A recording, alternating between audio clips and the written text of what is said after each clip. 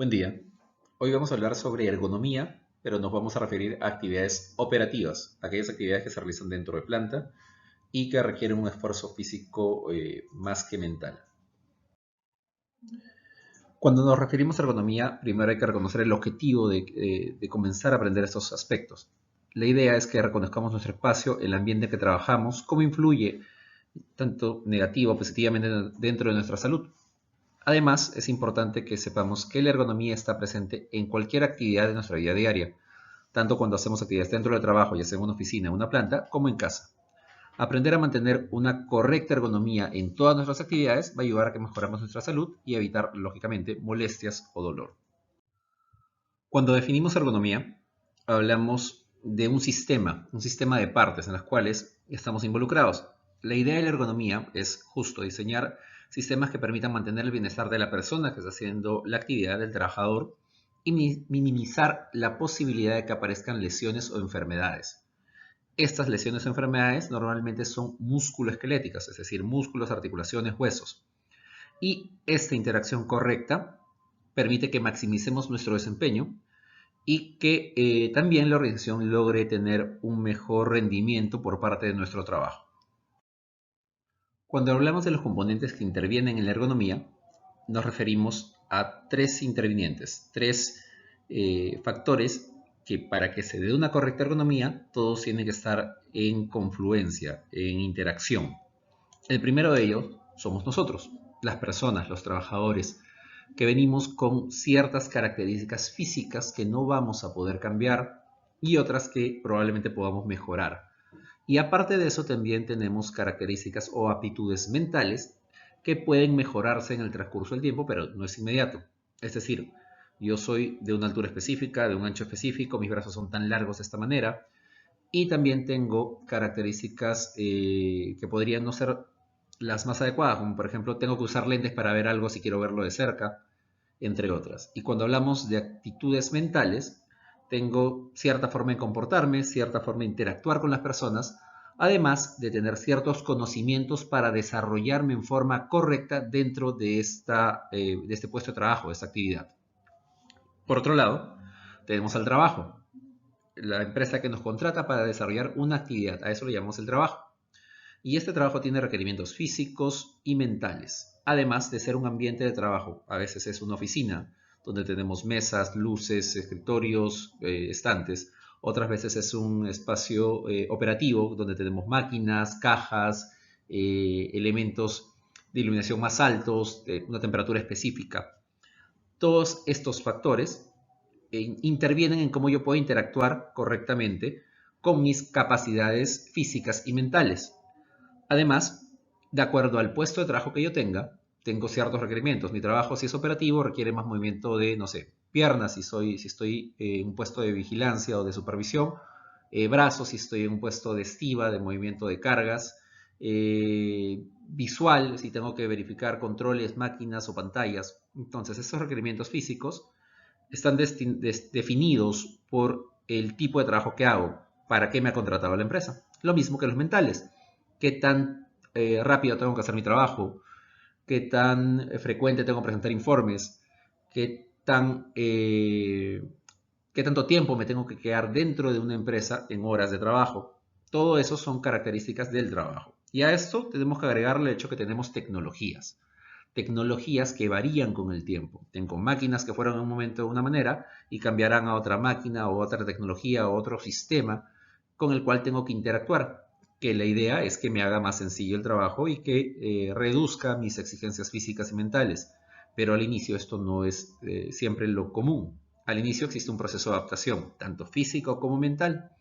Por eso, en ergonomía buscamos que todos estos factores confluyan y estén en equilibrio, consiguiendo que mis capacidades físicas y mentales sean aprovechadas de la mejor manera sin generarme un daño posterior. Ahora, para aterrizar esto en los elementos que yo voy a identificar para mejorar mi ergonomía, porque lo anterior es algo más en conceptos teóricos, vamos a reconocer tres elementos: la estación de trabajo, la superficie de trabajo y la posición de trabajo. Cuando yo hablo de la estación de trabajo, es ese espacio físico donde se va a ejecutar la actividad que voy a desarrollar. Si estoy trabajando en una oficina, será todo el espacio donde va a estar mi escritorio, los estantes, donde voy a circular para la impresora, etc. Si estoy en una planta, en un lugar operativo, donde está mi máquina, donde están mis cajas, mis herramientas. Entonces, ese espacio, digamos que es el ambiente donde trabajas, esa estación de trabajo. El segundo punto es la superficie de trabajo, que es el lugar donde yo voy a tener mis herramientas colocadas para yo desarrollar mi función.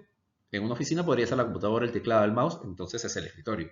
Pero en un taller de mantenimiento podría ser el piso o los anaqueles donde estén mis herramientas, que va a estar todo a mi alcance para yo poder trabajar de forma correcta. O sea, la idea es establecer esos elementos con los que yo tengo que interactuar cercanos a mí para usarlos en el momento que los necesite. En este caso, por ejemplo, es un escritorio. Y el tercero es la posición que yo voy a adoptar de acuerdo al tipo de trabajo que hago. Hay actividades que se van a hacer sentadas, como por ejemplo en este caso, en una computadora, pero hay otras que se hacen paradas si tengo que hacer vigilancia o si tengo que levantar una carga del piso, tiene que hacerse en posición parada. Pero por ejemplo, si estoy reparando un automóvil en un taller mecánico, será acostado. Si estoy reparando una máquina que está por debajo del nivel de mi cintura, tendré que estar en cuclillas. Estas posturas también forman parte del proceso de la ergonomía. Entonces también es importante que las identifiquemos. Ahora, la idea es reconocer cuáles son esos factores de riesgo que, si no los manejo de forma adecuada, me pueden llevar a problemas de salud, sobre todo por trastornos musculoesqueléticos. ¿Qué cosas, si no las hago bien, me van a generar daño? Cuando nos referimos a factores de riesgo en ergonomía, vamos a poder reconocer lo que vemos en esas tres imágenes. La primera tiene que ver con las posturas de trabajo. Hay posturas de trabajo, como dije, de cuclillas, sentados, arrodillados, echados, etc. Pero hay posturas que son incómodas o inadecuadas para el cuerpo. En este caso hablamos de posturas forzadas. El segundo elemento tiene que ver con el manejo de cargas. Podemos levantar un maletín, una caja, un saco, y esto habla de manipulación manual de cargas. Y por último, podemos hablar, acá hay que centrarnos en el teclado, de movimientos de pequeños grupos de músculos, que se refiere a movimientos repetitivos. ¿Okay? Acá, por ejemplo, son las manos, pero podrían ser rodillas, hombro. Entonces, cuando hablemos de factores de riesgo de ergonomía, vamos a reconocer tres: los movimientos repetitivos o frecuentes, las posturas de trabajo incómodas o estáticas, conocidas como forzadas, y el manejo manual de cargas, que genera un esfuerzo intenso. ¿Qué daños se pueden producir? Lo vamos a ver un poco más adelante. Vamos a desarrollar un poco más cada uno de estos factores de riesgo.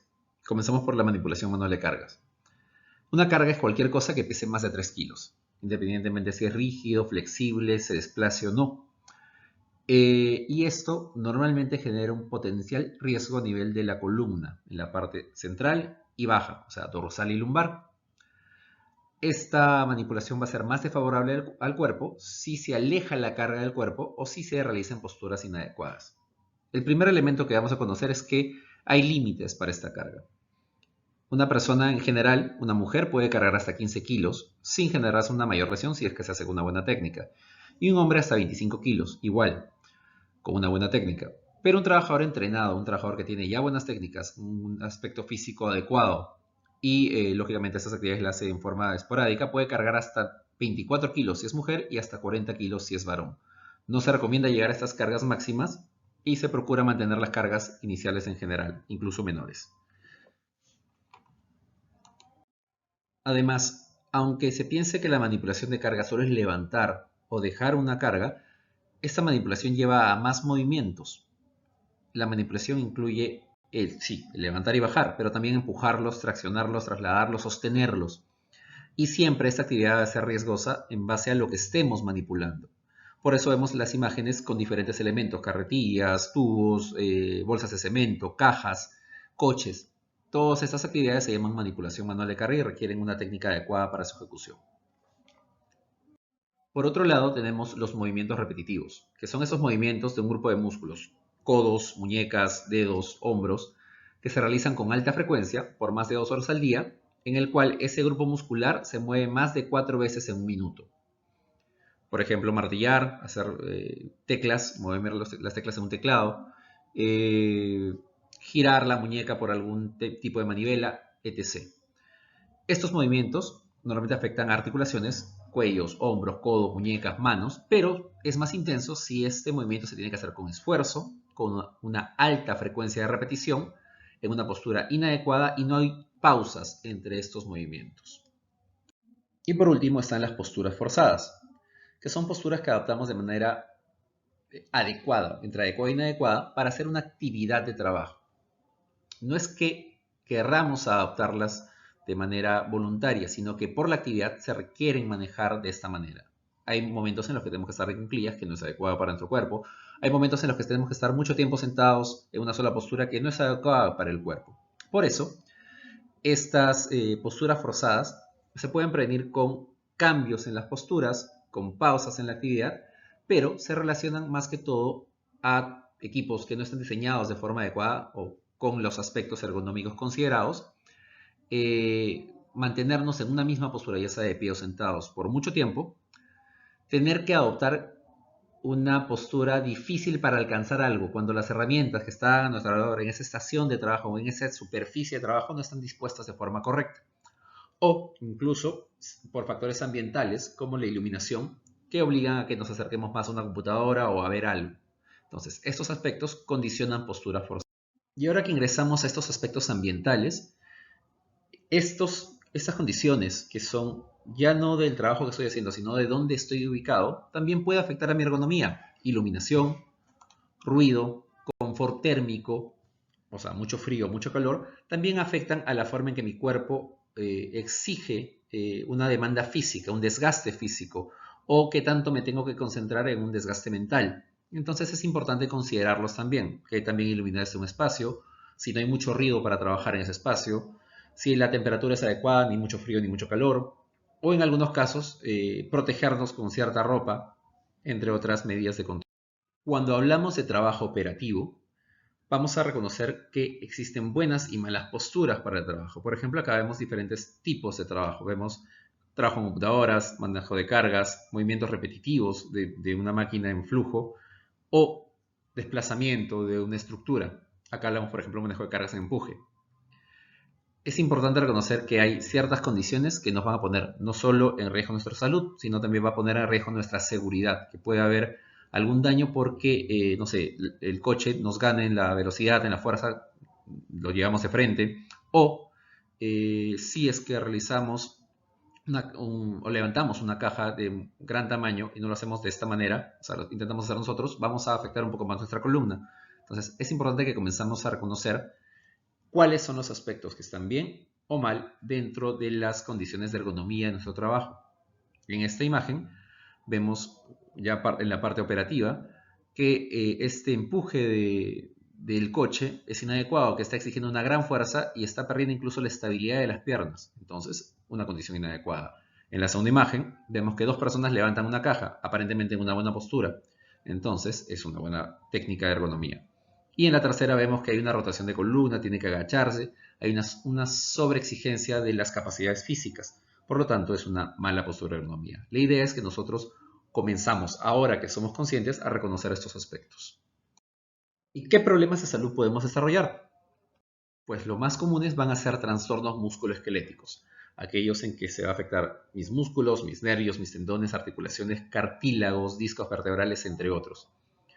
Ejemplos comunes son el síndrome del carpo por movimiento continuo de muñecas, tecleado, hombro doloroso si levantamos mal una carga o extendemos demasiado los brazos, dolores lumbares por cargas o por posturas inadecuadas, dolor de cuello por posturas de cabeza en un teclado, en una máquina, y los diferentes tipos de tendinitis o ya dolores del nervio. Incluso es posible que tengamos lesiones en otras estructuras, como por ejemplo, si llevamos todo este flujo de síndromes de dolor muscular, siempre va a comenzar con un cansancio, que va progresivamente, se va a acumular y luego me genera dolor. Y si yo no atiendo este dolor, me va a generar incapacidad, que ya me lleva a un descanso médico, a tomar pastillas o incluso a comenzar a tomar terapia. El organismo se va a debilitar si no hacemos caso a ese cansancio, o sea, no descansamos periódicamente, si no hacemos atención a ese dolor por una sobreexigencia que se mantuvo en algún momento que debería solucionarse. Y esto me va a llevar a los otros problemas que estábamos hablando. Un aumento de la sensibilidad, entumecimiento, hormigueo Incluso puede haber ardor, dolor de ciertas estructuras. Y más allá de la parte musculoesquelética, puede llegar también a generarme una fatiga visual si estoy mucho tiempo frente a una computadora. La sobreexigencia mental, llevarme a distracción, a estrés. Es importante que reconozcamos que estas condiciones de salud que tal vez no son musculoesqueléticas también pueden generarse por una mala ergonomía. ¿Cómo hacemos entonces ahora para prevenir estos problemas? El primer paso es reconocer cuáles son las normas de higiene postural. Mejorar mi postura. Espalda recta, pies plantados en el piso, evitar flexionar la espalda o coger curvaturas muy extensas a nivel de la espalda cuando estamos parados o desplazándonos, llevar cargas cercanas a nuestro cuerpo. Eso ayuda a que la columna se mantenga recta. Cuando trabajamos en una postura que requiera manejo de equipos informáticos, hay medidas básicas. Entre ellas, siempre vamos a tener el mantener el monitor a la altura de los ojos, el estar sentados con el respaldar correctamente establecido y la espalda apoyada en ese respaldar, los pies bien plantados en el piso, mantener una distancia de al menos no mayor a la distancia de nuestro brazo de la pantalla, entre 40 y 50 centímetros. Si tenemos que traspasar documentos, utilizar un atril. La idea es evitar que el cuerpo se sobreexija. Sin embargo, no todos los trabajos con computadora van a ser en posición sentada. Existen momentos en los cuales, sobre todo en áreas operativas, existen equipos informáticos que están a la altura o a una altura más elevada y requieren trabajo de pie. En estos casos, igual el monitor va a estar un poquito por debajo de la altura de los ojos, pero ya tiene que ver con las posturas de la espalda, con alternar el peso de la carga de un pie sobre otro pie, utilizar un calzado, lógicamente, de seguridad, pero que sea confortable para este tipo de actividades si son largos periodos que vamos a tener que estar parados, o tal vez una silla en alto que me permita hacer ese trabajo. Entonces es importante considerar que también estas características de trabajo informático se deben mantener. Cuando manipulamos cargas, hay ciertas medidas que se tienen que mantener sí o sí. Por ejemplo, el apoyo de los pies firmes sobre el piso, la separación a la altura de los hombros, un pie del otro, ingresando la carga entre estos dos pies, flexionar las rodillas y la cadera al momento de levantar sin flexionar la espalda, levantarlo en forma progresiva, no de golpe, no superar las cargas, mantener esta carga siempre pegada a mi cuerpo para mantener el centro de equilibrio. Pero hay cargas que son diferentes, que no son como una caja. Por ejemplo, un cilindro, la idea es girarlo y aprovechar la capacidad de este cilindro para desplazarlo sin tener que levantarlo. Cuando las cargas son muy pesadas hay que evitar levantarlas por encima de la cintura, mantenerlas a la altura de la cintura abajo, sostenidas. Cuando pasemos una carga de un lugar a otro, evitar girar la cintura, sino girar todo el cuerpo con las piernas. Al momento de soltar esa carga, también mantener la espalda recta.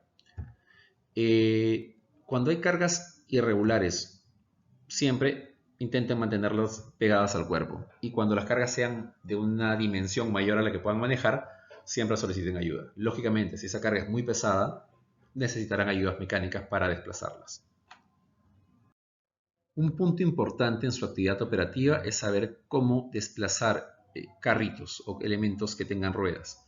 Recuerden que el brazo debe estar cerca al cuerpo. Yo no debo hacer una gran distancia, una gran extensión de mis brazos para poder desplazar este coche.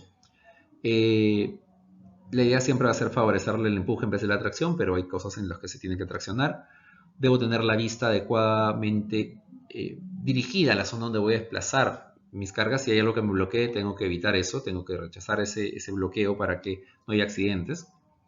La fuerza va a estar a la altura de mis nudillos y los hombros van a estar a la misma altura, como para que la fuerza salga desde mi cuerpo hacia el brazo. Los neumáticos que se orientan siempre están pegados a mí al momento de empujar un coche. Y los fijos están en la parte final, en la que no estoy contactando. Por último, siempre va a ser saludable hacer una pausa. Estas pausas, por lo menos, deberían repetirse 2 veces, al inicio de labores y en la mitad de la jornada. Y no necesariamente son secuencias continuas que tenemos que hacer 5 a 7 minutos. De preferible es hacerlas como rutina también en esos tiempos. Pero podemos hacerlas en pequeñas pausas en nuestro trabajo, en pequeños momentos en los cuales vemos que alguna parte de nuestro cuerpo ya se siente un poco cansada, comenzar a hacer ciertas actividades. Algunos ejemplos de pausas activas son los que vamos a mostrar acá. Primero vamos a centrarnos en la parte superior del cuerpo y luego en la parte inferior. Por ejemplo, estirarnos, respirar con profundidad sirve para todo el cuerpo. Hay que mantener esa respiración unos 5 segundos y luego soltarla. Hacer flexiones del brazo hacia atrás para estirar un poco el hombro, la espalda también, manteniendo unos 10 segundos esa postura, nos va a ayudar a relajar la zona superior de la espalda, los codos, hombros y brazos. Hacer giros a nivel de hombro, con las manos apoyadas sobre los hombros, nos ayuda también a soltar un poco el cuello y el hombro, unas 10 veces en cada movimiento, tanto para adelante como para atrás. Estirar la cabeza a un lado sin tener que sacarnos conejos, ¿no? Simplemente estirarlo con ligera tensión a un lado, al otro lado, sostener este movimiento durante 10 segundos ayuda a relajar el cuello, sobre todo cuello e incluso nuca. Las manos también se pueden cansar y hacer una flexión de las manos sobre las palmas, jalando, traccionando con ligereza, lógicamente con el brazo estirado, va a permitir soltar músculos del antebrazo, músculos de la muñeca. Se repite esto o se sostiene esto por unos 10 segundos. Y los ojos también se cansan, entonces requieren también pausas. Estas pausas incluyen llevar los ojos a oscuridad, contar unos 5 segundos, luego descubrirlos en una zona que esté más iluminada y volver a hacer esto 3 veces. Ayuda a que se relaje y no se generen los ojos rojos. Y complementamos esta gimnasia laboral con la parte inferior. Estirar la pierna hacia atrás, levantando lógicamente con equilibrio. Si no podemos, nos apoyamos en algo. Mantener esa postura 10 segundos en cada pierna. Jalar hacia adelante, sacando todo lo que tengamos en los bolsillos, jalar la pierna hacia adelante, pegar la rodilla hacia el pecho. Mantener 10 segundos en cada pierna, sosteniéndonos de algo también si es necesario. Hacer giros del tobillo, ya sea apoyando la punta del pie en el piso o sentados, girándolos en el aire. Hacer 5 veces en cada sentido, cada pierna. Y también sostener una postura empinada en las puntas de los pies ayuda a relajar la parte de los gemelos. ¿Okay? Las piernas, a mejorar la circulación, hacer una repetición de 10 veces. Si se fijan, estas no son posturas que generen mayor musculación, sino simplemente que generen relajación. En general, los beneficios de la ergonomía en el trabajo van a ayudar a que yo conserve mi salud, pero también van a prevenir que se genere fatiga, incomodidad o molestia durante mi trabajo. Va a ayudarme a que asegure la mejor utilización de mis capacidades como persona, en la parte física y mental, y va a generar oportunidades para que todos podamos hacer el trabajo sin generarnos daño y que esté al alcance de cualquier persona, independientemente de sus características físicas o mentales. Y eso es básicamente lo que sabemos y lo que podemos reconocer en ergonomía nosotros mismos en cada una de las actividades de trabajo que podemos hacer. Si hubiera alguna consulta, recuerden que pueden acudir al médico de la empresa para poder hablar sobre las molestias musculoesqueléticas que tengamos y para poder darles recomendaciones sobre las mejores formas de realizar su actividad sin generar daño sobre su cuerpo. Muchas gracias.